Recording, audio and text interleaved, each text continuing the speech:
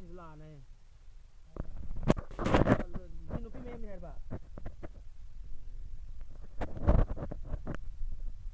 बुकदा नहीं ट्रेन की बुकदा